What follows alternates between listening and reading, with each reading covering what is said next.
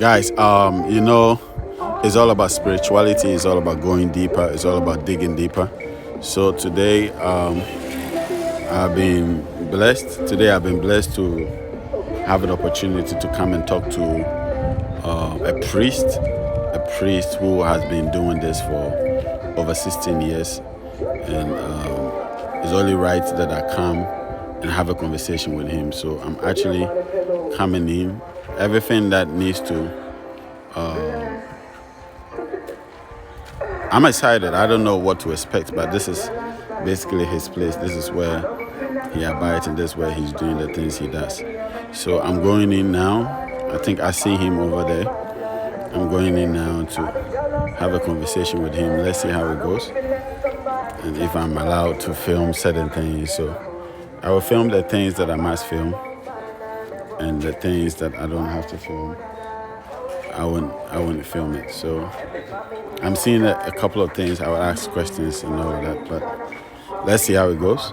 I'm excited. I'm super excited, because it's always a blessing. Everything you see around is definitely telling a story. You understand? You can see, I've taught you guys you can pour libations with drinks, all kinds of drinks. And as you can see, there are all kinds of drinks here. There are all kinds of drinks here. So I believe this is an altar on itself. There's an altar on itself, and this altar is saying something. So the neem tree is one of the most powerful trees you can ever encounter. There are a lot of powerful trees, but the neem tree is one of the powerful trees. And you can see drinks all around. So every time you pour libation, drinks are always allowed. And the type of drink that you will use is always dependent. The type of drink that you use is always dependent. So I'm excited about this. So this is one altar. I think there's another altar here. These are some of the questions that I'm going to ask. There's an altar here. I don't know if I'm allowed to go there or not. I don't know if I'm allowed to go there or not, but there's another altar there. Okay, you see that altar? And he has pigeons as well, but let's see if I'll get another altar. I'm realizing there's a stool here. There's a stool here, and I don't know what a stool would be for, but like I said, I'm going to ask questions. I pray I don't forget. And there's an altar here as well. There's an altar here as well. So as you can see, you see the altar? There's an altar here. And there's the entrance to his place. He's currently with somebody, so I'm sure when he's done, he will see us and we have a conversation. As you can see,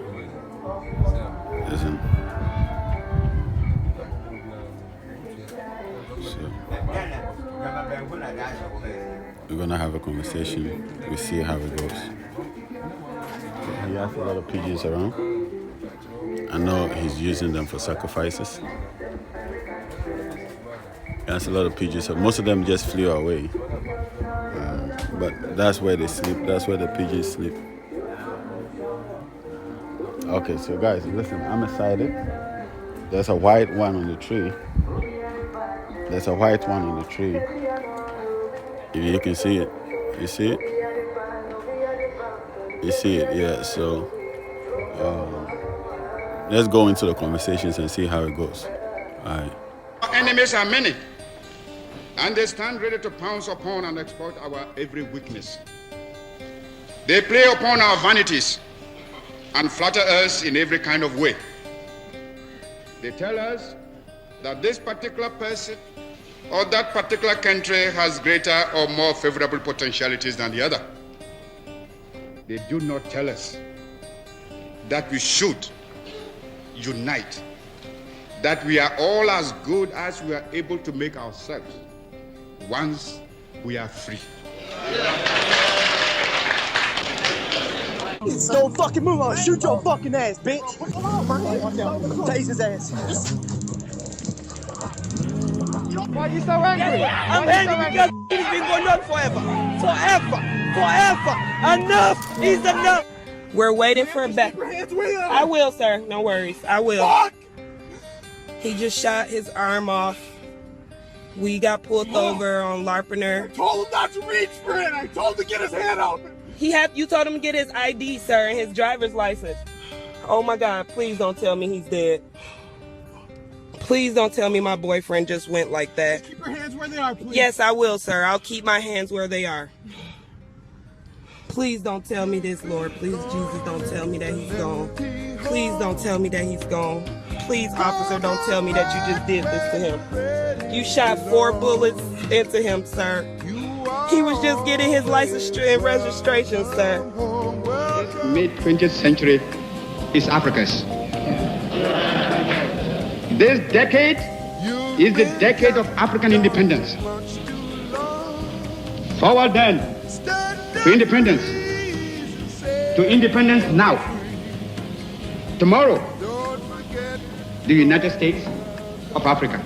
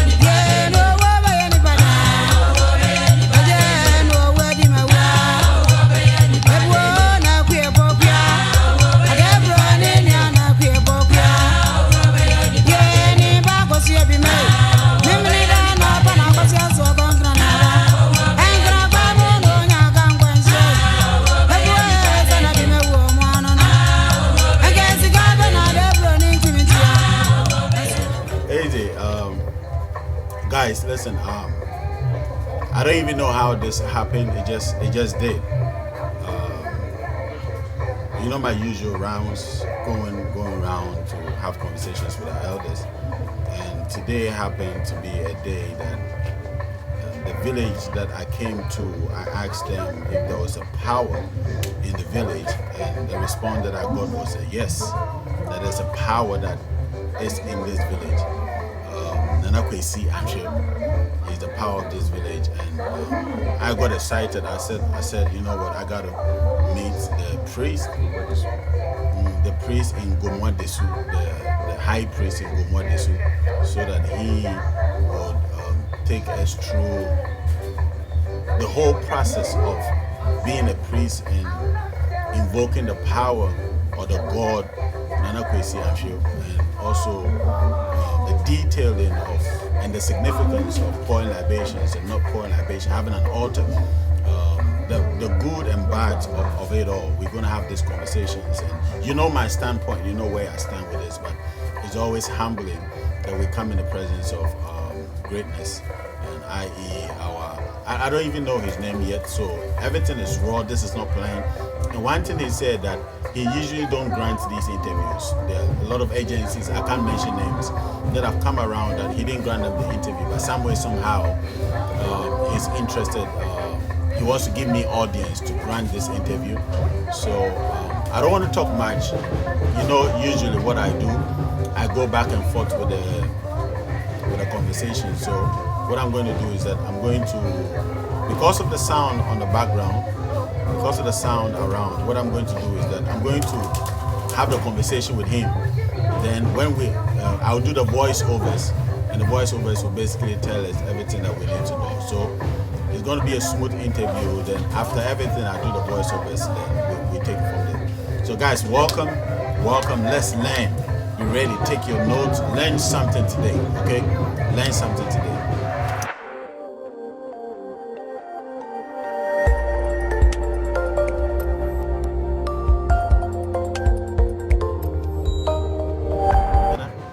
So I'm literally giving thanks to saying thank you to the high priest for giving us an opportunity to have this conversation. It's not, and I told him that it's not every day that you get an opportunity where you walk to an elder and the elder opens arm to you and say that, you know what, let's have a conversation. I'm really to open up to you. So I was just on behalf of the whole community saying thank you to the high priest.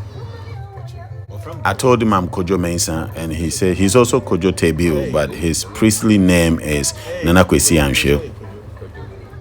There's a Monday connection going on. Listen, Monday Bones, listen, you guys, you know. I'm telling him that we came in peace, and before he goes any further, we hardly see a high priest this beautiful. When we talk about high priest in our spirituality, you know, he always got to be the old with the tattered and old clothes and ragged and all of that. But he's so handsome. So how is such a handsome man becoming a high priest to the gods in our community? You don't really see it. First and foremost, I want to thank you for having me, and also I want to thank my elders that are around me. I honestly don't know where to start because it's a lot. This is my ancestral home. It is my great-great-grandparents, ancestors that settled this village and brought the gods here. I cannot tell you the foundations of the gods, but they brought the gods here. I relocated to Kumasi at a point in time when I was a security man to a government school. But each time the salary came in, I never knew what happened to it. I was always in debt. Though I was always being paid, I always ran into debt. One day, while laying on my bench, a man dressed in white, all white, came up and said, Otebil, Otebil, Otebil, all dressed up in white, 3 times. And I said, hey, who are you? And he said, my name is Nana Kwasi Anhyre. He said to me, what you are currently doing is a total waste of time. Go back to your ancestral home. Tell them, I, Nana Kwasi Anhyre, has revealed myself to you, and I need you to come here to be my high priest unto them. I didn't take the revelation serious. So one day, a friend of mine who's also a security person had to rush the son to a spiritual place because the son was dying. We went to meet an Awoyo pastor, and he said, give me 10 pesos. Let me tell you something. I told her that, listen, I don't have money. So if it's about giving you money, then forget about it. She said, I'll tell you anyways. Don't worry about it. I'll tell you. She asked me if I knew my mother's hometown. I said, no, I know my father's, but I don't know my mother's hometown. Then she said, there's a God in your mother's hometown called Nana Kwasi Anhyre, and he's calling you to come and be a priest unto him. I said, what? Even the work I'm doing, I'm struggling. Why would I want to go and be a priest unto a God? What am I going to get from this? I returned home from the spiritual pastor we went to meet, and the God came there again and said, what did I tell you? What did I tell you? 3 times. What did I tell you? He asked me to stretch and lay on the bench. I said, I won't do it. And he said, stretch and lay on the bed. I said, I won't do it. So he stretched his hands, pointing like this. And then instantly, I don't know what happened. I just stretched and obeyed and laid on the bench. I don't even know how I laid on the bench. So when he stretched the hands, I saw a huge flood, a big flood coming all around me, devouring me. And all the workers were there, but nobody could see what was happening. And I instantly became very sick. The flood that went over me, I became very sick. They rushed me to the hospital, and nobody could do anything about it. So the God came to the hospital and said, you're so stubborn. Why don't you listen to me? You're so stubborn. Finally, I decided to take a trip home and see what he's talking about. Those days from Kumasi to Accra was 1 cedi, 40 pesos, but I didn't even have that money to come to Accra. So I decided to put him to test. There was a rich man in my neighborhood who is a bit stingy, very stingy as a matter of fact. So I said, okay, if truly you are that powerful and you are the one asking me to go to the village, then when I go, I'm going to take a loan from this man. When I go, let him not hesitate by giving me the money that I need. This man was a cocoa bean seller, so he had a lot of customers around, a lot of clients around him. So he couldn't really ask me much. But when everybody was left, he asked me what the matter was. I told him that my mom was sick, and those days was the 5 cities. I told him I needed 5 cities to come home. So he went inside and brought the 5 cities, brought a bunch of money out for me to travel with. The minute I left the man's house, the God showed up again and said, "Do I know him?" I said, "No." And he said, "I am Nana Kwasi Anhyre. Go back to your mother's house and go." So I asked him, "Did you see him for real, like with the physical?" He said, "Yes, I see. I saw him physically. He comes around me all the time. In this community, everybody knows he comes to visit me in my shrine. We talk. When you come to me with your problem, he's right there listening to it, and he tells me what to say. So I see him just as I'm seeing you." So everyone that comes to visit my shrine, they literally say their problems to him, and he gives them answers. He doesn't possess me. He doesn't take over me and speak through me. No, he sits and we talk. And he's never given me a linguist. He doesn't believe in linguists because he knows that man cannot be trusted with secret. So when you come with your issues, it's just me, you, and then the God. So if you take your issues outside for somebody else to hear, then you took it. But between us, he would never say it. I would never say it. So when I invoke him, he shows up and we talk just as you are sitting here and I'm talking to you right now. Physically, my God directed me to even buy all the things I needed to buy and come to my village. When I came to see the state of my family house, the state of the shrine, how abandoned it was, I wept. I cried. The whole place was tarred. The whole place was in shambles. The roof was a mess. The building itself was a mess. When it rains, you enter inside. The rain pours right in the middle of the room, the shrine. The whole place was weedy, and I couldn't stop but weep how abandoned the place was. After all the rituals were done, I remember I was a very stoned Pentecostal. I was in the Pentecostal church when the God came in to call. So I asked him, didn't the God or Jesus stop the God from taking you out of the Pentecostal church? He said, no. When the God came for me, it was actually a crusade. So I asked him, didn't Jesus Christ stop the God from taking you away? You need to understand that the Creator is not against the God. You don't worry, we'll come back to that. So after the rituals was done, because of my Pentecostal beliefs, I didn't want to partake in the eating of the meat. So after the whole thing was done, the evening I took a bath and went back to Kumasi. I got to Kumasi and I don't know what happened. Before I could say anything, I was back in the village. I was back in this village. As to how I got here, I have no idea how I got here. It happened to me 3 times. Right after my initiation, I don't know any major town or city in Ghana that I don't know. I would come to a city, I'll meet you. You receive me because I'm a nice person. You receive me, you take me home. I won't do any harm to you. You won't do any harm to me. But before you know it, I'm out of the house. This kept following me everywhere I went. Before I know it, I'm packing out of the house. I never knew what was going on. It kept going on and on until finally it happened to me at Ancestral. When that happened to me, I decided, you know what? I give up. I'm coming back to the village. I won't go anywhere again. After I finally accepted to respond to the call, I haven't traveled anywhere. I mean, I can travel and go and do an assignment, couple of days, and I'm back. But I've never been anywhere to stay for about 2 months and whatnot. So I asked him, does it not bother you? He said, no. Since I came back, I'm actually glad I made this decision. In most cases, people want to question the existence of the God. But when you even go to church, you don't see Jesus in the church. You don't see God in the church. But yet most people want to question the God, question the existence of the God. I don't know what you want to say about, because for you to say that the God actually manifested, for you to see him, this is heavy. Everybody with such mentality is actually making a big mistake, because when you go to your churches, let me ask the pastor, do they see Jesus in their churches? Do they see God in their churches? So anybody with this mentality is actually making a mistake. Some people say, do the gods have hands? Can the gods walk? Why would you worship a stone that does not move?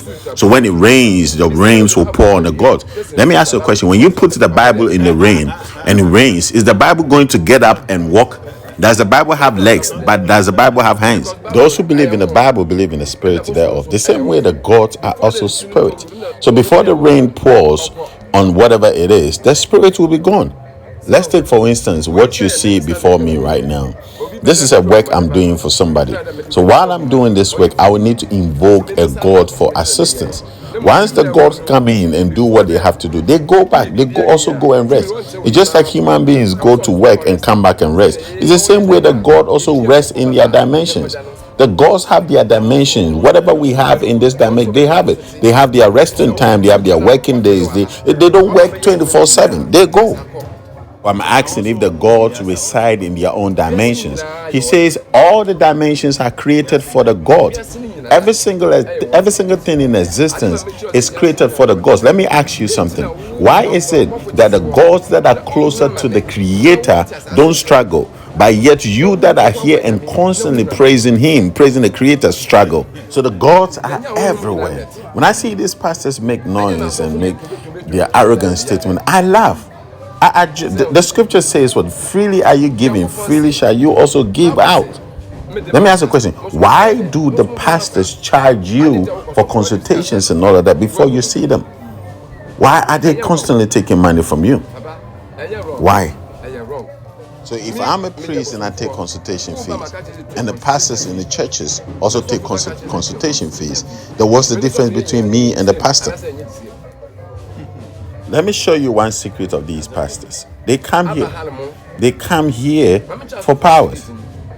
Did you see that my daughter opened the other gate? You see, they opened the other gate, right? And there's another gate here. This is where all the pastors come. This is the gate they all walk through. You see this bottle right in front of me. When you put water in a bottle, should the water pour out or not? Okay, if it should pour out, I will do something for you to see that there is indeed power. I have a special water that I give to these pastors, and they go and use them for their miracles. No matter where the disease is, if they smear the water on it, tap the grounds with it, and touch it, the disease goes away. So if the pastor should come here for their power, why would the pastor encourage you to go to the gods? Because if you go to the gods, would you ever come to them again? You go to these churches and they tell you have to pray against your ancestors and the gods in your background. And they take the mic and say, ba, ba, ba, ba, ba, ba. What is the meaning of ba, ba, ba? What language is ba, ba, ba? He, the pastor, knows where he got his power from. So he will never pray against the gods. He can only say ba, ba, ba, ba, ba. A single person that doesn't have a god in their background, they've been here since. How do you speak against them? How do you pray against them? Your life, the kind of lifestyle you have, the jealousy, the backbiting, all these negativity around you. You want to speak against a God, then you say you stamp and jump on the devil. Can you step on the devil? Can you jump on the devil? I would have a God, and the God would give me certain regulations that don't do this, don't go after somebody's wife, or the God has the power to kill you when you go after somebody's wife. I know this, so I don't do that. I don't go after anybody's wife. I don't offend these gods. But you sit in the church, somebody comes to you about a particular issue. You like the woman, and whether the person is married or not, you sleep with her. Why? Because you think, oh, God is patient. Let me ask the question, between you and me, who is actually living a righteous life? Me that knows that my God would mess with me, and you that think that God has patience. Who is actually living a righteous life? Tell me. I don't kill. I only heal people. I restore people. I create jobs. I help people. I increase. I deliver people. All I do is to help people. This is what you're supposed to do as a pastor in your church. As we will have it, I don't tempt anybody. I don't try anybody. But as I sit peacefully in my house, if you come ahead to try me, to tempt me, to try and come at me, oh, I'm not going to forgive you. I'm going to deal with you. It doesn't mean that I'm using my God for evil. It only means is that I'm putting everything where it's supposed to be. Let things fall in their place. I am a fourth generation to this God. So I cannot just get up and do whatever I want.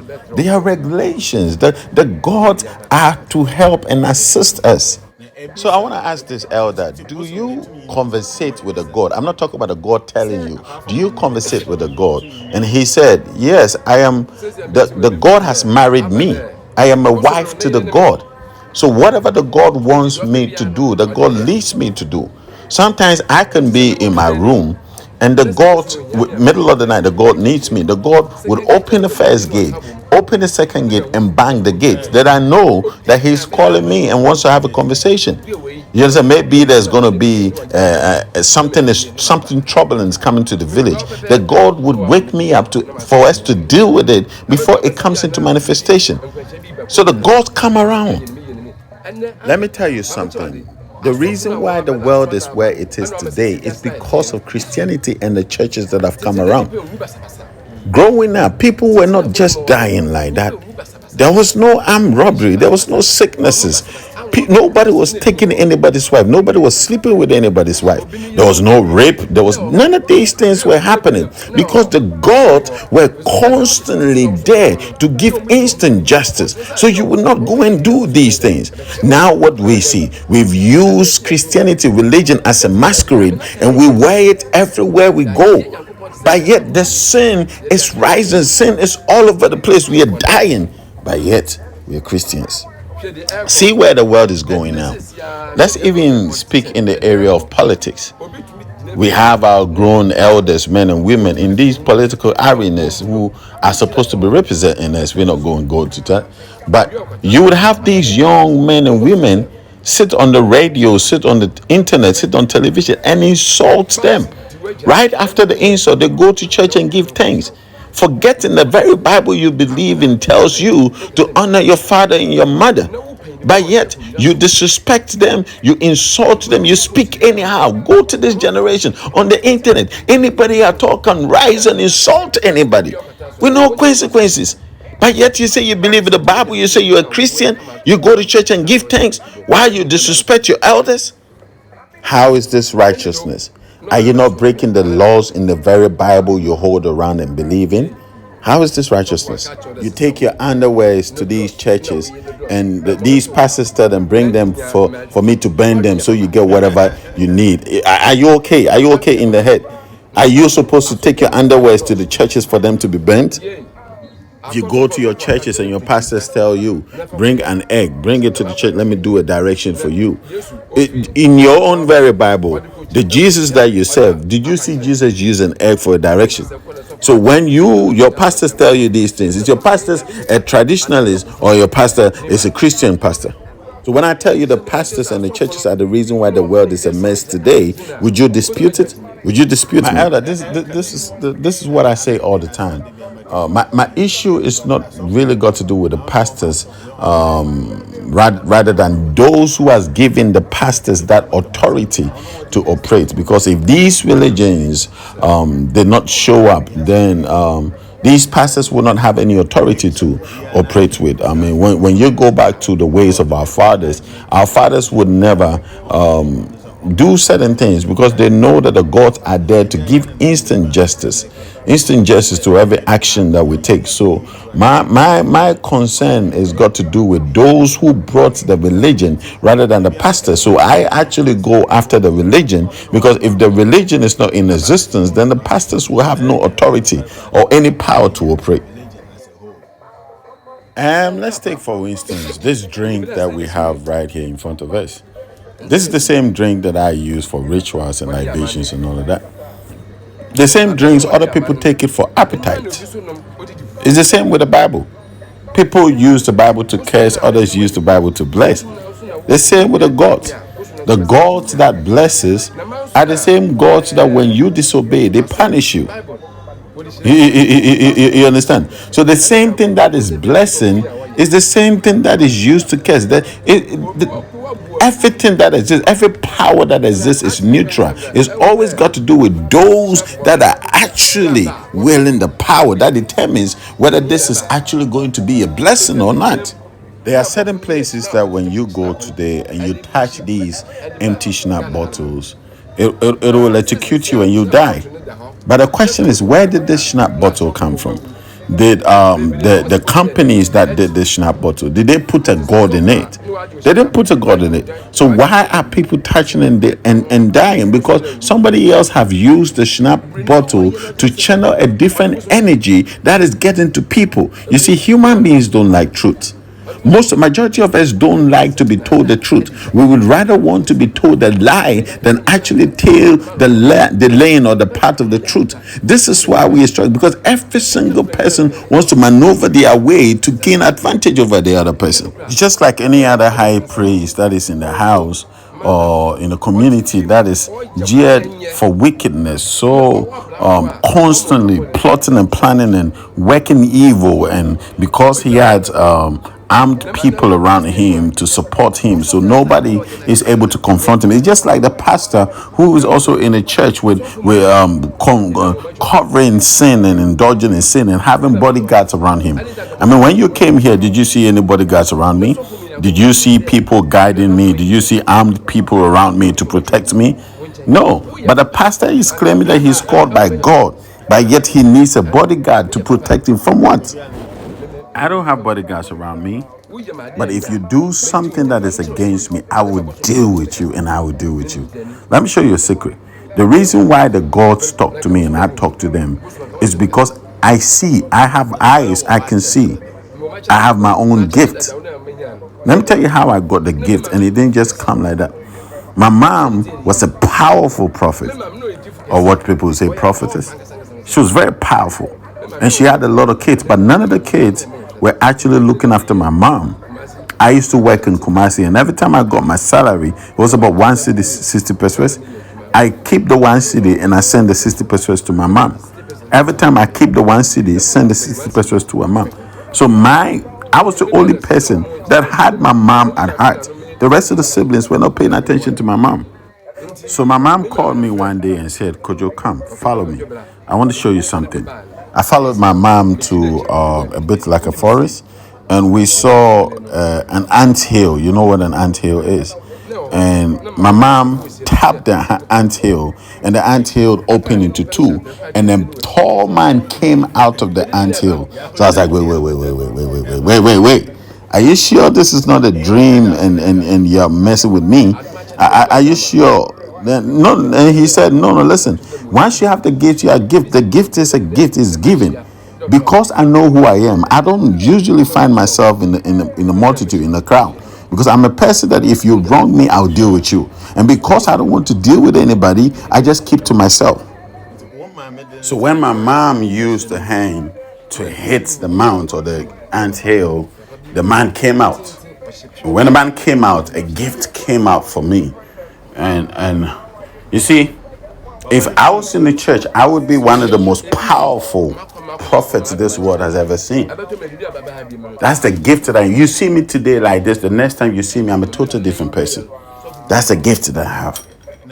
So I was doing a teaching the other day, and I was telling the people that in our language, the same word that is used to describe when a priest is actually giving a word, or the word for a priest is come, and when the priest is in action, we call it his oricum. He's in action and prophesying. It's the same word we use in our language for the word prophet. So when you think about it, there's nothing new that the pastors are actually doing or using that our fathers didn't operate in. It's the same gift, whether in the church or in the shrine. It's the same gift.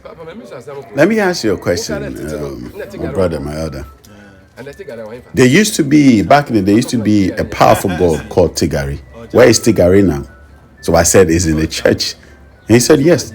Tigari is now what they use in the churches. See, I'm not just a priest. I am a herbalist. I deal in herbs. I am also a wizard with red and white wizardry. And I'm telling you how I acquired this gift.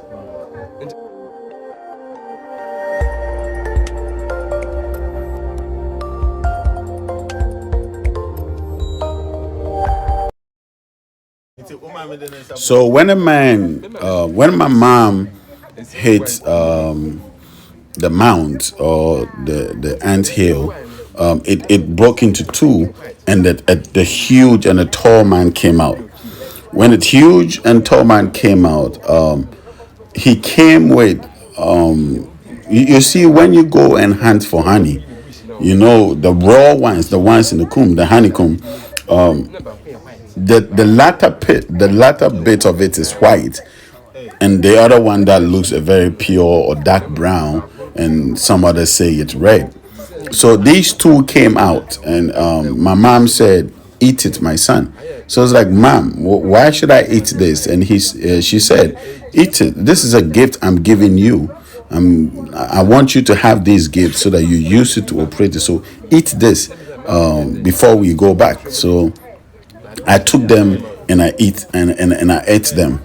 So when I was done eating, my mom hit the head of the old man, and the head came together because it was out of the head that the honey came, and he hit the mount or the ant hill, and that also closed up.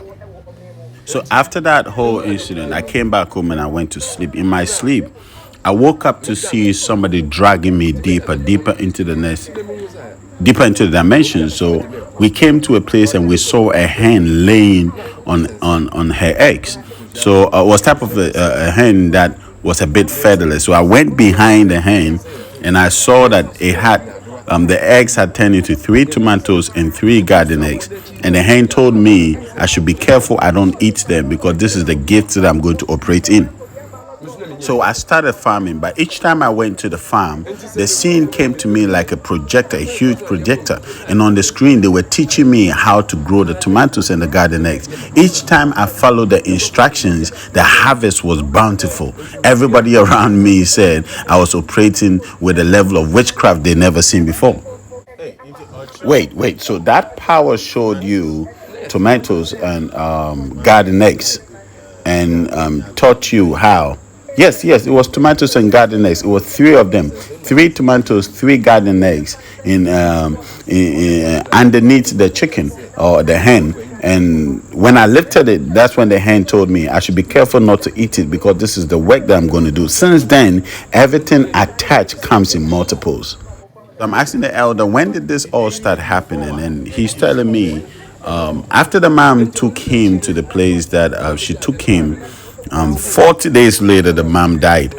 So when the mom died, the minute the mom died, everything started manifesting. So it's literally 40 days, everything started making sense after my mom died.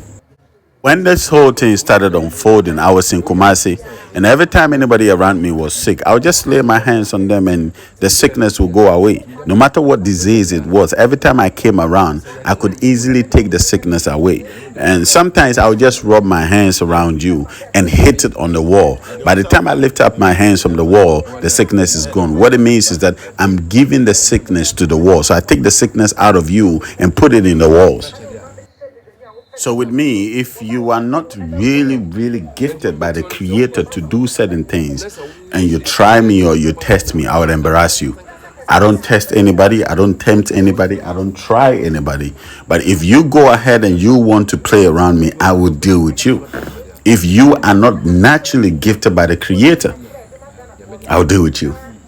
So when you come to me with any situation or condition, I would first ask the Creator or the powers that be if this is doable. If they tell me this is not doable, I won't even waste my time with you. I ask you to leave. Said you had 2 spiritual eyes, the red one and the white one. What does it mean to have a red spiritual eye, and what does it mean to have a white spiritual eye? I just want to understand this.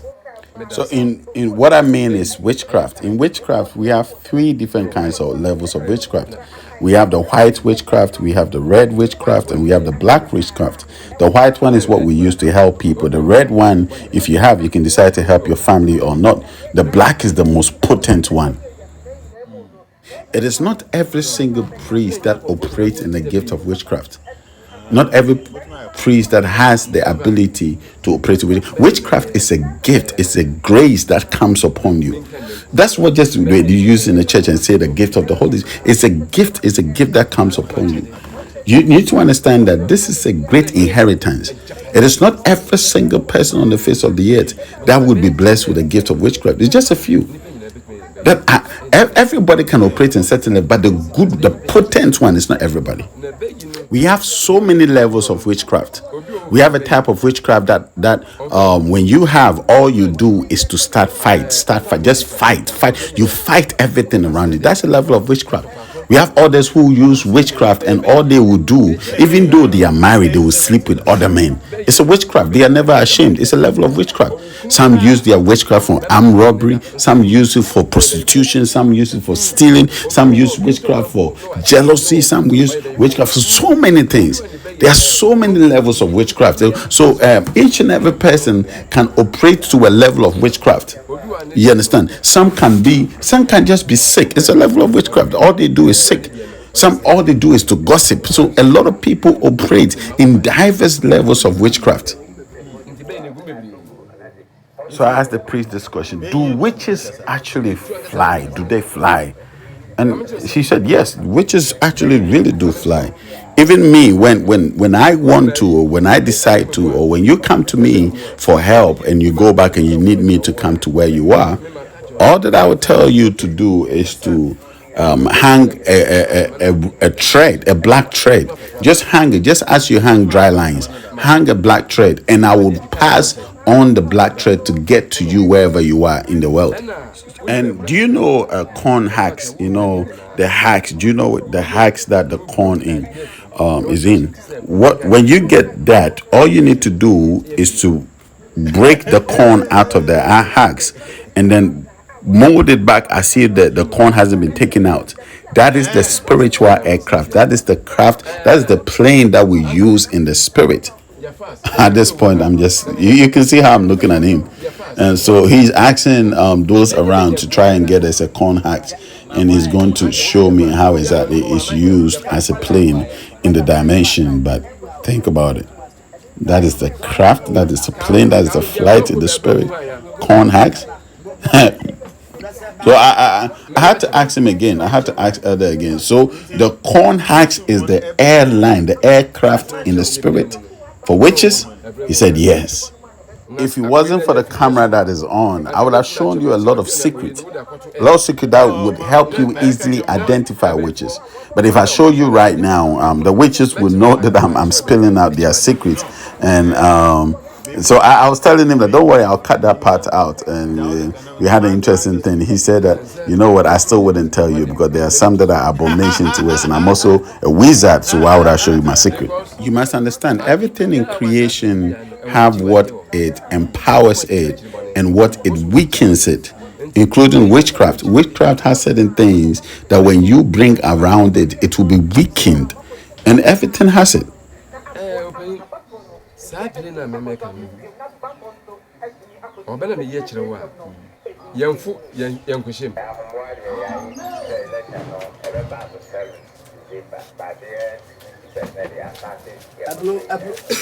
Mr. Pebru, we can wear here. Out there, for example, what was the member that Ebony, a brat, what else? Any so into win your four, Yatem, play none in it, play neutrality. Guys, listen. So, Nana is telling us that in the realms of the spirit, this is the aircraft for witchcraft. Listen. This is the aircraft for witchcraft. So, this is how they made the airplane. This is the corn hacks, right? So when you take the corn out of it, now you have the full body of the aircraft. So they pass here and go in, and this is where they sit. You have economy, we have what do you call it? We have first class, economy, and business class. All of it here, right? So this is the front of the plane, and this is the tail.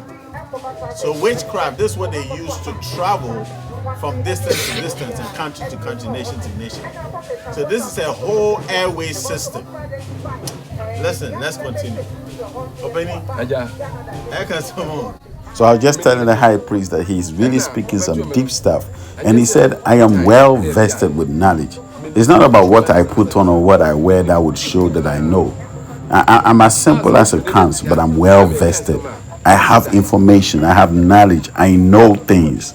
That's why I told you there are many people who come to me to grant interviews, and I never pay attention to them. So I asked them, "Why did you do mine?" And said, "Because I was moved. I sensed it within me that I should do it. And besides, it takes a day to know somebody, and it is through the tree that a climbing plant gets to see the top." So I felt it within me that something good would come out of this conversation. That is why I granted it. I will not just allow anybody to come around my God and just grant interviews to people, because this is a powerful God, and this power stays within me. This power is in me.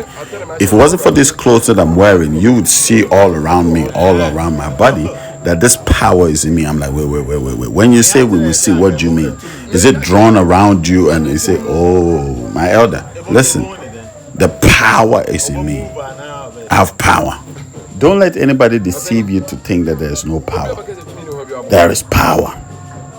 Listen, there is power. But the powers are such that if you don't go and trouble them, they would never trouble you. They don't have any. They don't have anything against you. It's just like my house. If you come to my house, just as we are here, if you come here and you come with evil intention and you come to do evil against me, you think I'll just let you go? Before you move here to your house, I've already shot you in the spirit, and there's not a single thing that you would do that would deliver you from the shot that I'll throw at you. I have allowed myself for you to be able to feel me. If I never allowed myself, you would not be able to feel me. So I was like, listen, let me confess.